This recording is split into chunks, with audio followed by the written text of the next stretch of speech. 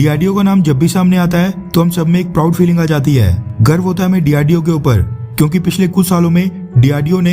Anti satellite missile से लेकर anti radiation missile, अग्नि प्राइम, अनमैन्ड एरियल व्हीकल और कई सारी फील्ड्स जैसे कि aeronautics, armaments, electronics, land combat engineering, life sciences, materials, missiles, naval system के लिए कई सारी डिफेंस टेक्नोलॉजीज डेवलप करने का काम किया है। इनमें से कई सारी ऐसी अचीवमेंट्स हैं जिन्होंने हमें अमेरिका, रशिया और चाइना के साथ एक्सक्लूसिव 4 क्लब में लाकर खड़ा कर दिया है। खासकर मिसाइल टेक्नोलॉजी के मामले में न सिर्फ देश के डिफेंस को मजबूत करना, बल्कि जब देश कोविड-19 से जूझ रहा था तब भी डीआरडीओ ने बहुत ही सराहनीय काम किया था। डीआरडीओ ने पेंडेमिक के दौरान इमरजेंसी में कई सारे हॉस्पिटल्स खड़े कर दिए थे, एंटी कोविड ड्रग 2DG बनाया था, एंटीबॉडी डिटेक्शन किट डेवलप की थी। यानी डीआरडीओ को भारत की अनेक समस्याओं का समाधान बोला जाए तो वो भी गलत नहीं होगा। डीआरडीओ की तरफ से अब एक और खुशखबरी सामने निकल कर आ रही है, जिसने भारत को एक बार फिर कुछ गिने चुने एलीट देशों की लिस्ट में लाकर खड़ा कर दिया है। रेफरेंस के लिए आपकी स्क्रीन के ऊपर द टाइम्स ऑफ इंडिया के आर्टिकल का स्क्रीनशॉट है, जिसके मुताबिक डीआरडीओ द्वारा बनाई गई रडार टेक्नोलॉजी का इस्तेमाल अब इंडियन एयरफोर्स के लिए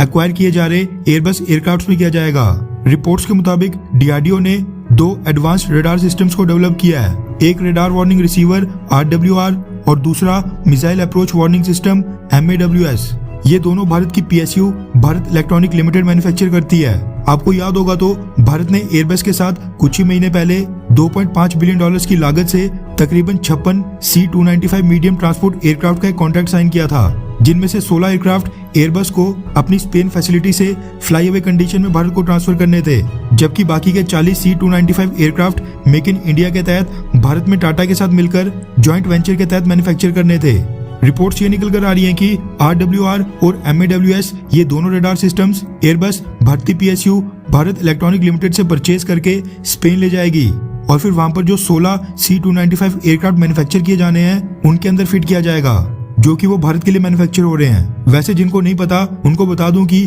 ये रडार्स जो डीआरडीओ ने डेवलप किए हैं ये बहुत ही ज्यादा इंपॉर्टेंट है, क्योंकि जो RWR यानी रडार वार्निंग रिसीवर है उसका काम है कि दूसरे एयरक्राफ्ट के रडार सिस्टम की रेडियो एमिशंस को डिटेक्ट करना और वार्निंग देकर अलर्ट कर देना, ताकि ये पता चल जाए कि एक एनिमी या फ्रेंडली एयरक्राफ्ट या फाइटर जेट अप्रोच कर रहा है। और साथ में ऐसा नहीं है कि RWR सिस्टम्स खाली एयरक्राफ्ट में ही फिट किए जाते हैं,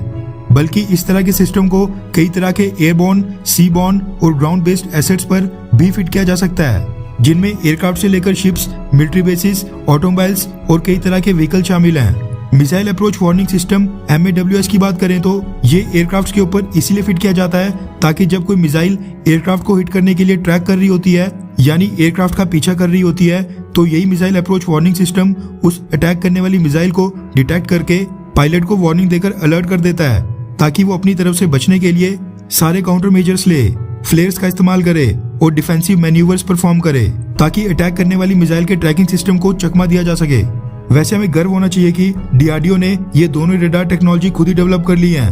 जो स्टेट ऑफ द आर्ट दुनिया में किसी से कम नहीं है। खैर, आपको क्या लगता है कि डीआरडीओ को मोदी सरकार द्वारा प्रॉपर बजट देकर सपोर्ट किया जा रहा है, हाँ या फिर नहीं? नीचे कमेंट करके अपनी राय जरूर बताएं।